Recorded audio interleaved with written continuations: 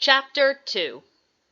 Tila was sitting in the back of a cell under the governor's manor, watching the shadows lengthen across the room.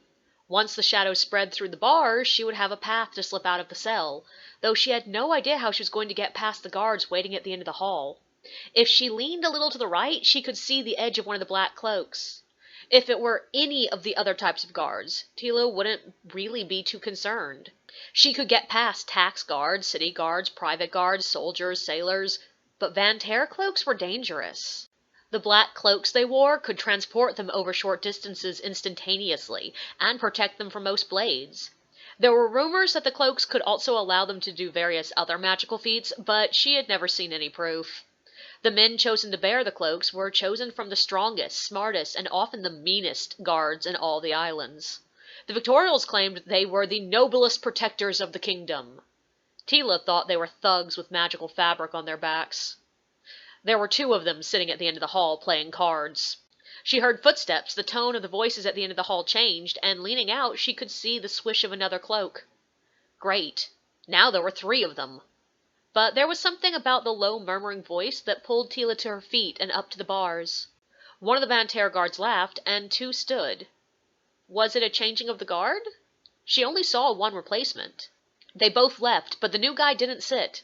He lingered at the end of the hall for a moment, then came around the corner. Christopher. It had been 8 years, but there was no question it was him. Beautiful, naive, kind Christopher. He looked exactly like bards described the hero of every ballad. Broad shoulders, strong arms, blonde hair, and big brown eyes. He had the kind of sweet little boy smile that made hearts flutter. Tila couldn't help but see him as the child who climbed trees with her, who cried every time he fell down and skinned his knee, who insisted on doing chores in exchange for treats Grandma Lana gave him. He was the same kid who had defended her from bullies who didn't know why they were supposed to hate her, except that she wasn't Victorial. He was the boy who had dragged her to Farmer Reynolds to apologize when he realized the apples they had been picking all summer were not on public land, and then stood up to the man when Reynolds had caned Tila across the shins, blaming her for what they both had done. She shouldn't be surprised that he had become a Vanterre guard. She had to admit that he struck a noble figure in that cloak. Vanterres often wore their cloaks folded back so that the lining covered most of the exterior, but Christopher's was draped smoothly, the jet black facing out, the fabric swallowing light like darkness manifest. Most of the Vanterres looked sinister with the jet black fabric spread out across their shoulders.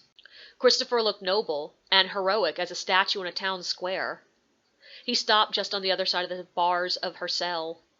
Tila? She quirked a grin up at him. Who else? Why the hell did Christopher have to reappear in her life now? If she hadn't been distracted by seeing him in the middle of that damn party, she might have been able to escape. As much as she had missed him over the years, his honest nature was the exact opposite of what she needed right now. Tila, why are you here? Why do you think? Because your boss, Lord Captain Bryant, caught me. They say you were trying to steal the tax boxes. They weren't wrong. No point denying it when they had been spotted with the boxes in their hands. Why? He asked, sounding disappointed. For just a moment she thought about really explaining, but she didn't have all night, and part of her was unwilling to scratch the sheen off his faith in the world. Needed money. So you decided to steal the people's taxes? She raised an eyebrow at him. It wasn't like the money belonged to the locals anymore. They had stolen from the king, not common citizens, which was one of the many reasons she was going to hang if she didn't get out of here by morning. You had to know you were going to get caught. She wouldn't have if the apprentices had known when to cut and run. The Tila I knew wasn't a thief. She didn't take the easy way out. Easy way? She snapped. She was sitting in a jail cell, starving because they hadn't had money for food for the past 2 days. The job had taken a week to plan, during which time they had been sleeping in a warehouse by the pier, avoiding the security guards by curling up in crates while they slept, and never lighting a fire so as to not draw attention to themselves. Mika had tried and failed to pick enough pockets to get money for supplies, and had then sold himself to make up the remaining silver. They hadn't been able to perform in the markets because you have to have a permit to perform in the streets in any of the 5 core islands, permits which were not given to non-citizens. and the job had failed. They walked away with nothing. If Tila managed to walk away at all. Christopher blushed at the sharpness of her tone. It was the same blush that had spread across his face when he had told Grandma Lana that he had dropped her best mixing bowl and broke it. It was the same blush that had spread across his face when he tried to kiss Tila the day she turned 16, before the branch they were sitting on broke and they both tumbled to the ground. And just like both those times, his back was straight and his expression determined. "You should have gotten a job if you needed money." "How, Christopher?" she barked without really intending to. "I am not a Victorial citizen. I cannot work as a merchant, craftsman, maid, cook, dockhand, guard, farmhand, pretty much any legal job. I can't enlist in the Navy. I can't be hired onto any Victorial ship. What would you have me do?" "Anyone, whether citizen or not, can get a work permit if they show themselves to be honest and hardworking." Tila felt her lip curl. She knew that he truly did believe in the honesty of the system, but that would be cute if I weren't facing down the gallows. "They wouldn't hang you for this. You might spend some time in jail," he trailed off when he saw the look on her face. "They might not for this alone." "Probably would, but might not."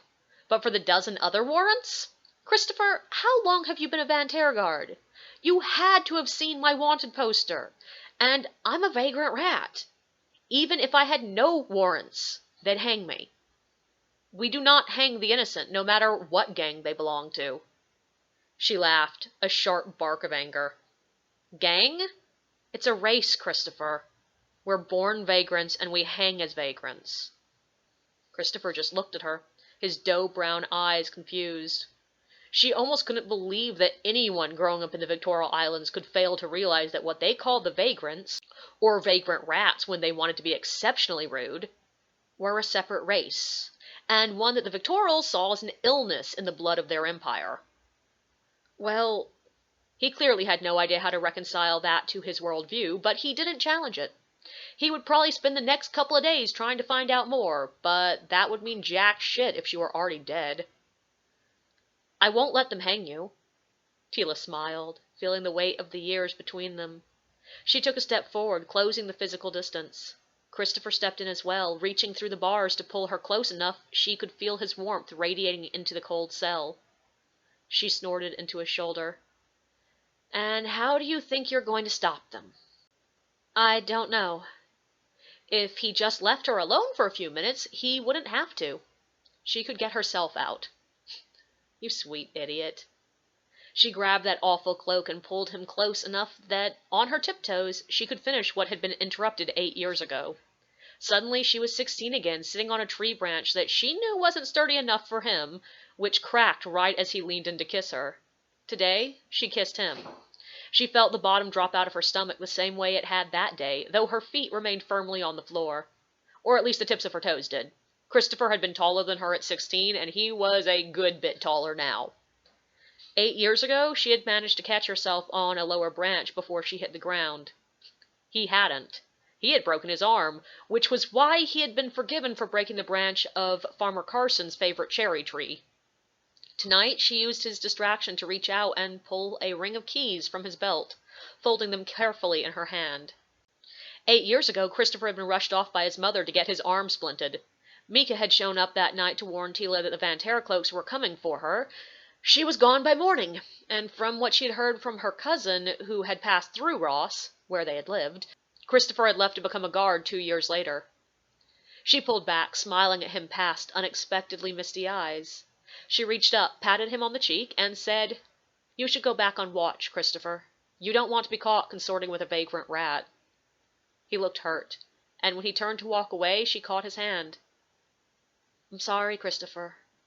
Not because she was a thief, because they probably would never see each other again. "I'm sorry, too." She wasn't sure which bit he was sorry for, but he pulled her into a kiss again, and in that moment, she didn't care.